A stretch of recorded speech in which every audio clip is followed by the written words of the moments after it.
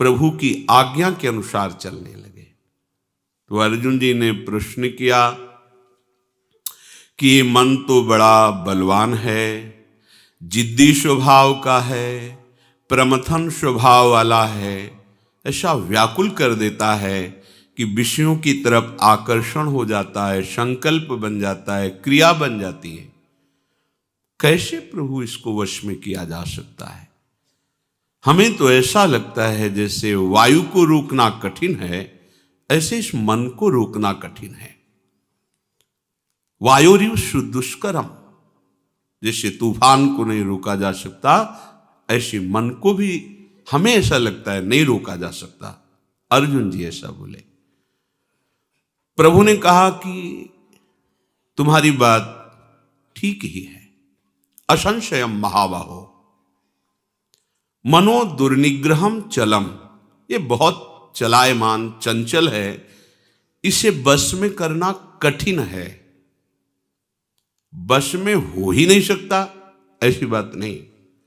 श्री भगवान कह रहे हैं आपकी बात भी ठीक है, क्योंकि बहुत चंचल है ये जो ठान लेता है, जिद्दी स्वभाव का है, ये वो करके ही शांति देने की बात करता है और बहुत बलवान है, हमारी एक नहीं चलती। पर ऐसा नहीं है कि इसको जीता नहीं जा सकता, जीता जा सकता, कठिन है पर जीता जा सकता है। कैसे जीता जा सकता है? प्रभु कहते हैं अभ्यासेन तु कौन्तेय वैराग्येण च गृह्यते, अभ्यास के द्वारा और वैराग्य के द्वारा। जैसे पंछी दो पंखों से ही अपनी यात्रा करता है, आकाश में उड़ता है, ऊंचाई में उड़ता है, ऐसे ही उपासक अध्यात्म की ऊंचाई में चढ़ने के लिए इन दो का सहारा लिए बिना नहीं चढ़ सकता। एक तो अभ्यास और दूसरा वैराग्य। प्रभु कह रहे हैं कि अभ्यास किसे कहते हैं समझो। पहली बात कल चर्चा जैसे हुई थी, कोई जब सत्संग सुनता है, संतों की वाणी सुनता है, तो उसके हृदय में सुनते सुनते बात जागृत होती है कि मनुष्य जीवन का लाभ तो प्रभु का भजन करना है, भगवान की प्राप्ति करना है। फिर उसके हृदय में इच्छा जागृत होती है कि ये बात तो भगवान की शरणागति से पूर्ण होगी, पर शरणागति कैसे हुआ जाता है मुझे पता नहीं। तो अब वो भ्रमण करता है, तीर्थों की यात्रा, जहाँ संत महापुरुष जन निवास करते हैं, भगवान के परम पावन लीला क्षेत्र धाम पुरियां तीर्थ आदि, इनमें वो भ्रमण करता है। उसका हृदय पवित्र होता है तीर्थों के भ्रमण से। पवित्र हृदय में उसके अंदर इच्छा जागृत होती है किसी संत महापुरुष का सानिध्य प्राप्त करने की। अब वो जब संतों का संग करता है तो उसके हृदय में संत सेवा की भावना जागृत होती। महत सेवायाम, भगवत प्रेमी महात्माओं का सानिध्य और उनकी सेवा ये दुर्लभ बात है। देवर्षि नारद जी कहते हैं महत संगस्तु दुर्लभ हो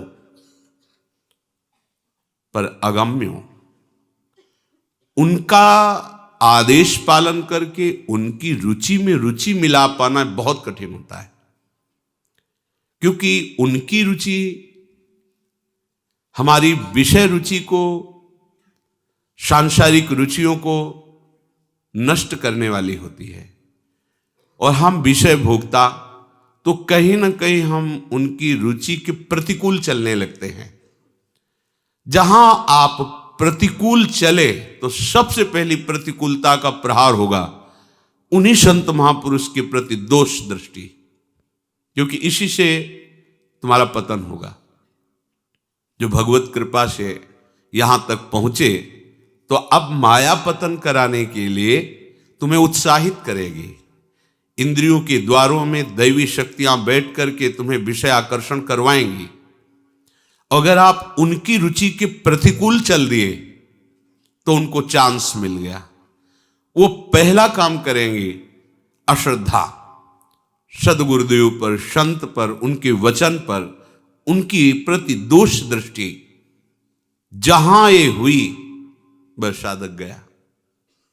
क्योंकि जहां से शरणागति पुष्ट होनी थी, जिनके संग से देहाभिमान गलित होना था, जिनकी कृपा कोर से अध्यात्म मार्ग पुष्ट होना था, वही हमारी दोष दृष्टि हो गई। कहीं भी अपराध करे शिष्य, वो सीधे गुरुद्रोह पैदा कर देगा। आप बहुत गुप्त अपराध कीजिए, कोई नहीं जान पाया, पर आपको उसका प्रथम दंड ये मिलेगा, आपको अपने गुरुदेव पर संशय हो जाएगा, उनके वचनों पर अविश्वास होने लगेगा, बस शुरू हो गया पतन मार्ग।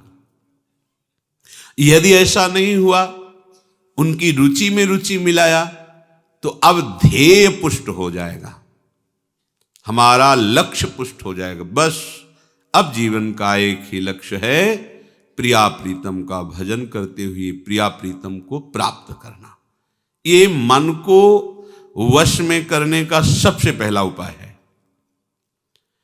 जहां हमारे अंदर ध्येय निश्चित हुआ, अब हमारे अंदर सामर्थ्य आने लगेगी, जिसे अध्यात्म बल कहते हैं।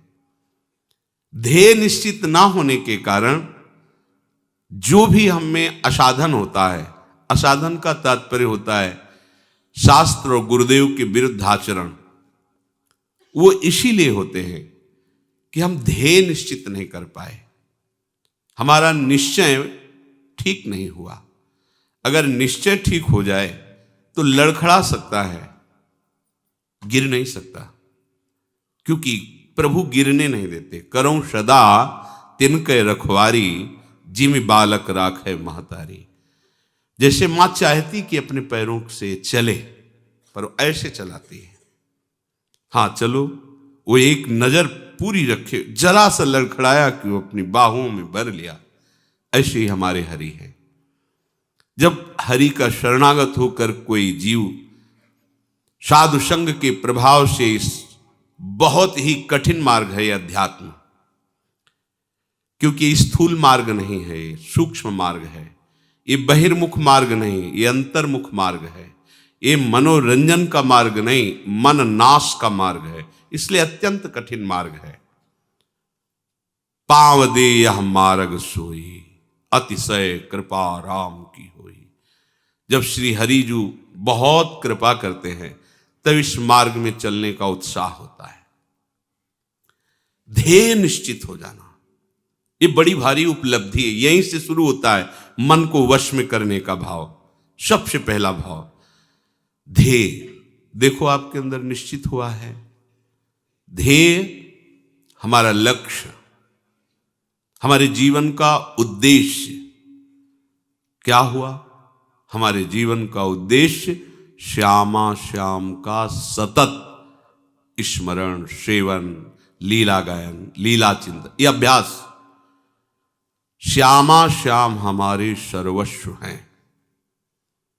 अगर इस मन की चंचलता को रोकना है तो पहले स्वीकार करो, और यह स्वीकृति इतनी जोर की होनी चाहिए कि इसमें मिलावट नहीं होनी चाहिए। श्यामा श्याम के सिवा कोई मेरा नहीं, ये तुमको अपने हृदय में कसौटी कसनी है। मन को वश में करने के लिए ये अत्यंत आवश्यक है। अगर ये नींव मजबूत नहीं तो आगे जो लक्षण बताए जाएंगे आप उन पे नहीं चल पाओगे।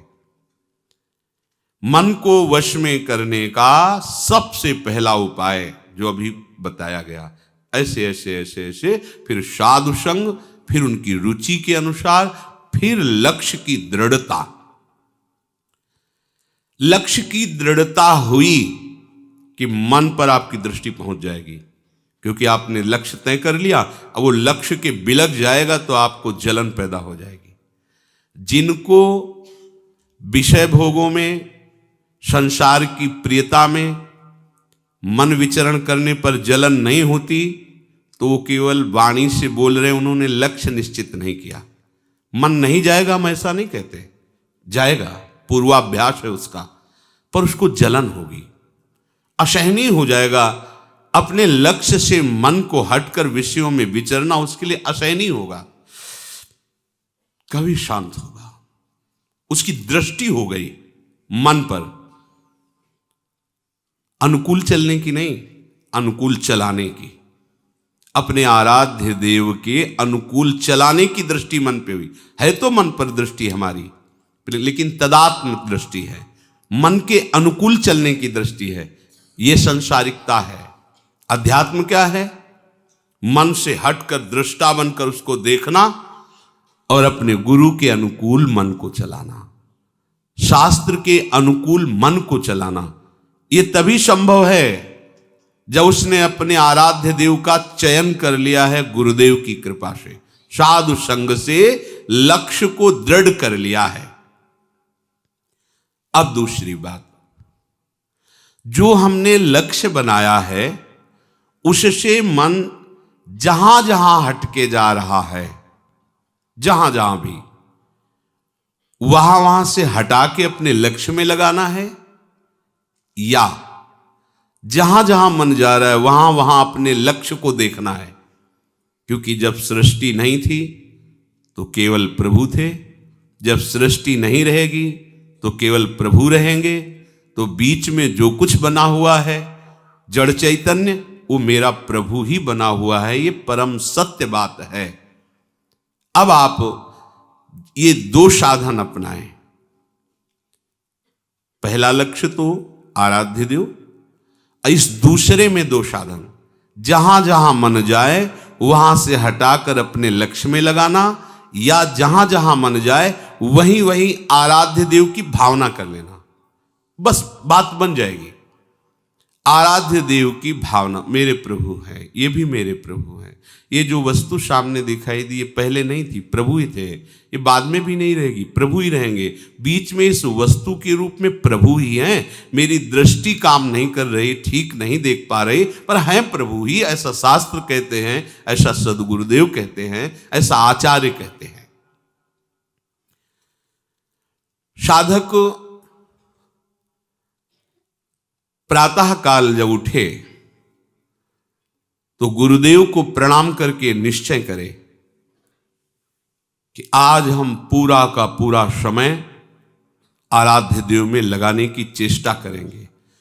जो पूर्व में हमसे त्रुटियां हुई हैं उनको आज नहीं करेंगे। अब नहीं करेंगे ऐसी बात नहीं, हमें वर्तमान को संभालना है, तभी आपके अंदर सामर्थ्य आएगी। आज से कभी नहीं करेंगे तो आप हो सकता है न चल पाए, क्योंकि आप में इतनी संकल्प पवित्र बुद्धि नहीं है, इतना जोर का संकल्प नहीं है कि आपने कह दिया कि आज के बाद नहीं करेंगे तो ये भीष्म प्रतिज्ञा हो गई।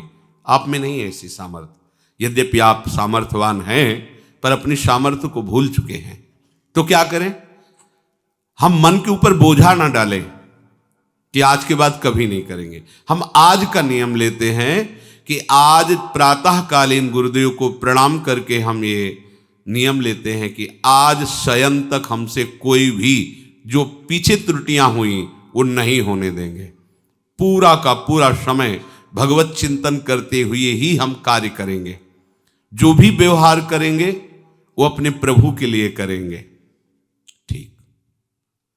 अगर रात्रि में शयन करते समय हम पुनः इसका चिंतन करें कि जो हमने प्रातःकालीन नियम लिया था उसमें कितनी त्रुटि हुई, ये करना ही चाहिए उपासक को।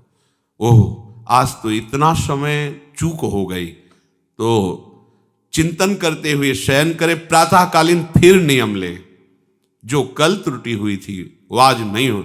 एक दिन साधक देखेगा कि उसका मन असाधन रहित हो गया है, त्रुटि रहित हो गया है। पर आपको जांच करनी होगी, रोज का रोज आपको जांच करनी होगी, रोज का रोज आपको नियम लेना होगा, सुधार करना होगा। ये प्रारंभिक साधन की बात है। तीसरी बात कह रहे हैं, मन को वश में करने के लिए नाम जप सर्व सामर्थ्यशाली साधन है। लक्ष्य श्यामा श्याम, जहां जहां मन जाए वहां वहां से हटाकर लक्ष्य में श्यामा श्याम में लगाना, या जहां जहां मन जाए वहां श्यामा श्याम को देखने की भावना करना।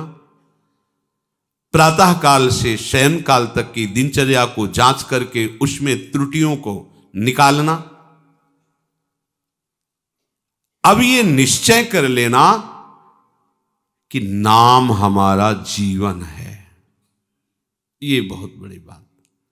जो चाहत है नित्य सुख, अरु मन को विश्राम, हित ध्रुव हित सो भजत रहू, पल पल श्यामा श्याम श्यामा श्याम। मन चंचलता रहित हो जाएगा, नित्य सुख का अनुभव प्रकट हो जाएगा। आपको आवश्यकता है प्रतिपल श्यामा श्याम श्यामा श्याम।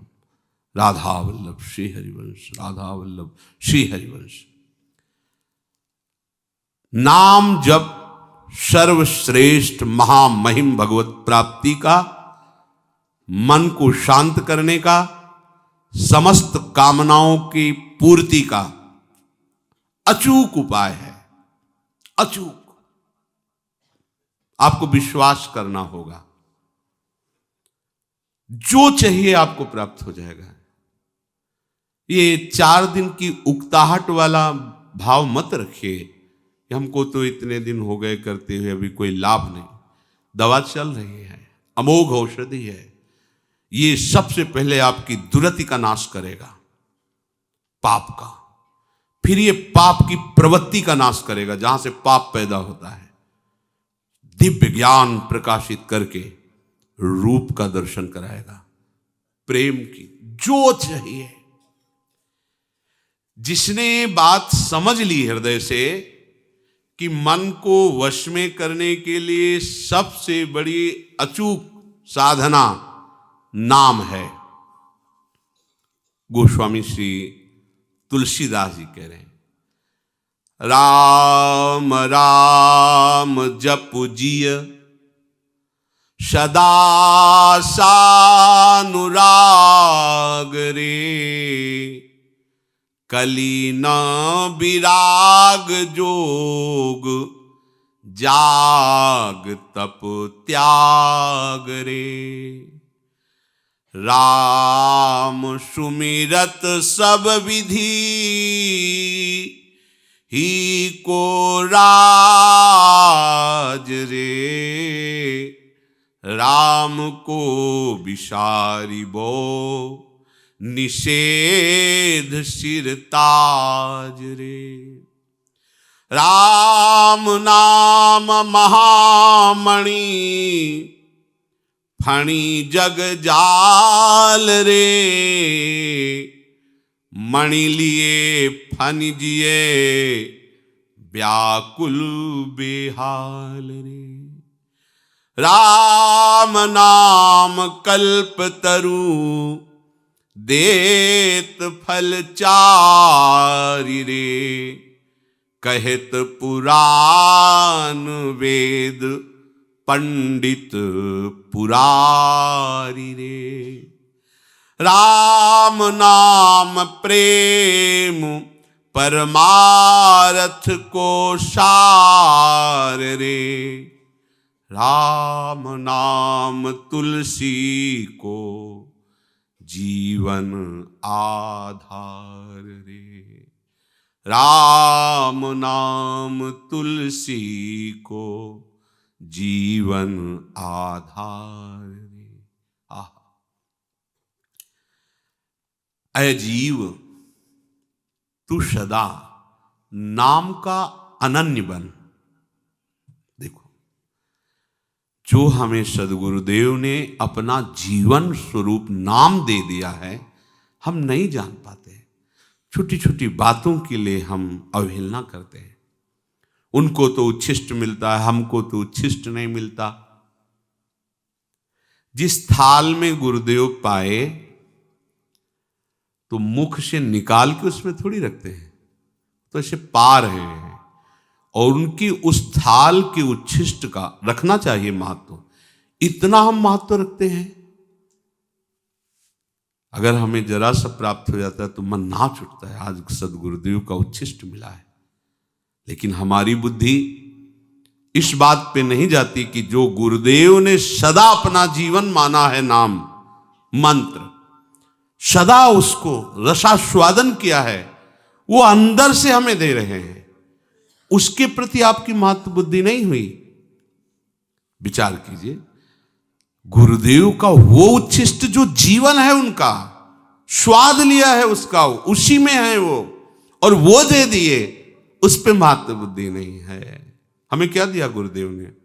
उनको तो स्वेटर दिया है, उनको माला पहनाया है, उनसे हंस के बात करते हैं, हमको क्या? ओहो, ये बाहरी चेष्टाएं गुरुदेव की कृपा मानी जाती है क्या? ये तो विषय संसारी पुरुषों को मिल जाती है। संत उदार दयालु हैं। ये जो आपको नाम मिला, ओहो, इसके अनन्य हो जाओ, गोस्वामी जी कह रहे हैं। और अनन्य का भाव बड़े भाव से, यही हमारा जीवन हो जाए। जो चाहते हैं नित्य सुख और मन को विश्राम, हित ध्रुव हित सो सानुराग रे, राधा राधा राधा राधा वल्लभ श्री हरि। अमृत है अमृत, आप पान तो करो इस अमृत का, चिरंजीवी हो जाओगे। राधा राधा